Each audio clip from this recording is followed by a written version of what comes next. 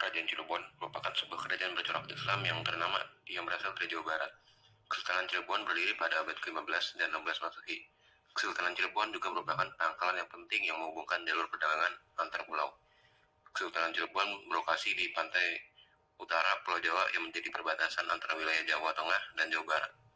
Ini membuat Kesultanan Cirebon menjadi pelabuhan sekaligus jembatan antara dua kebudayaan, yaitu budaya Jawa dan Sunda. Kerajaan ini didirikan oleh tiga tokoh utama pendiri Cirebon, yaitu Brahmacari Sirama atau Ki Dasunela, Pangeran Walangsungsang atau Cakrabuana, dan Syarif Hidayatullah Sunan Gunung Jati.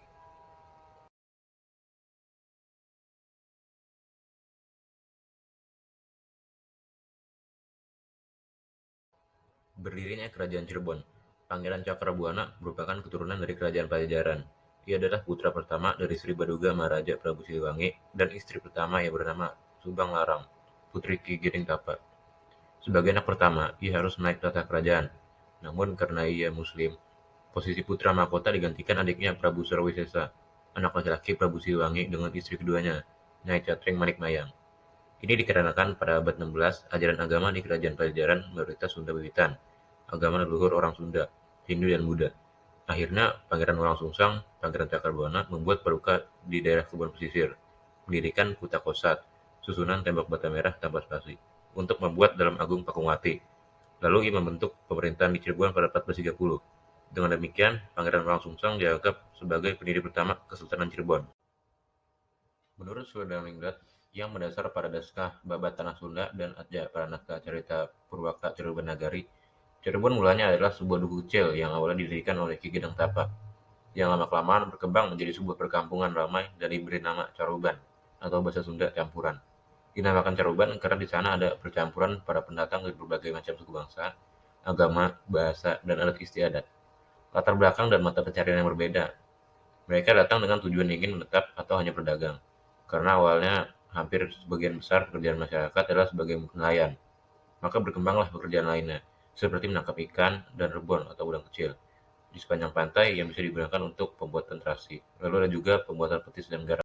Air bekas pembuatan terasi inilah akhirnya tercipta nama Cirebon, yang berasal dari cai, air, dan rebon, udang rebon, yang berkembang menjadi Cirebon yang kita kenal sekarang ini.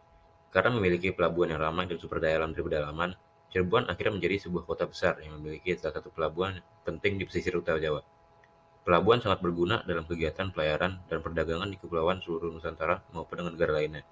Selain itu, Cirebon juga tumbuh menjadi salah satu pusat penyebaran agama Islam di Jawa Barat.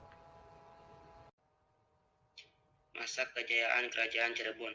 Kerajaan Cirebon menempuh masa kejayaan di bawah kepemimpinan Sunan Gunung Jati pada tahun 1479 sampai 1956. Cirebon sangat maju dalam agama, politik, dan perdagangan.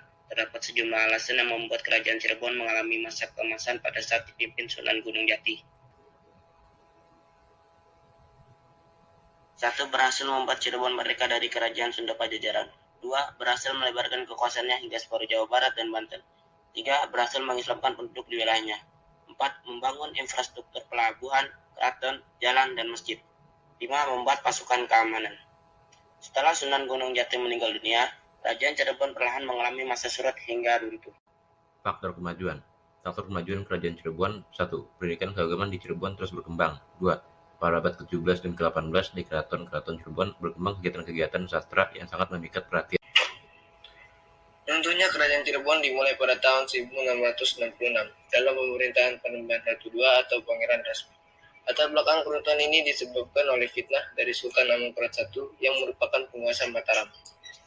Faktor penyebab keruntuhan lainnya terjadi dalam perjanjian dengan VOC pada 7 Januari 1681 mengakibatkan terjadinya monopoli ekonomi dan perdagangan di Kerajaan Cirebon. Tahun 1697, Kerajaan Cirebon terbagi menjadi dua, yaitu Kacirebonan dan Kaprabonan. Tahun ini menjadi awal mulai faktor keruntuhan Kerajaan Cirebon yang diakibatkan oleh adanya kolonialisme. Selain kolonialisme, faktor penyebab lainnya diakibatkan oleh campur tangan Kerajaan Mataram dan Kerajaan Banten. Keduanya kerajaan ini memiliki tujuan menguasai Kerajaan Cirebon yang lokasi perdagangannya strategis. Peninggalan Kesultanan Cirebon. 1. Keraton Kesepuhan. 2. Keraton Kanoman. 3. Keraton Kacirebonan. 4. Masjid Agung Cirebon. 5. Makam Sunan Gunung Jati. Hal yang menarik yang dibahas dari Kerajaan Cirebon. Satu, tempat penyebaran Islam. Selain dijuluki kota udang, Cirebon juga dijuluki sebagai kota para wali karena tempat penyebaran Islam yang dibawa oleh salah seorang dari Wali Songo. Sosok penyebaran Islam di sana bernama Fatailah atau Syekh Syarif Hidayatullah yang lebih dikenal sebagai Sunan Gunung Jati. 2. Makam Sunan Gunung Jati.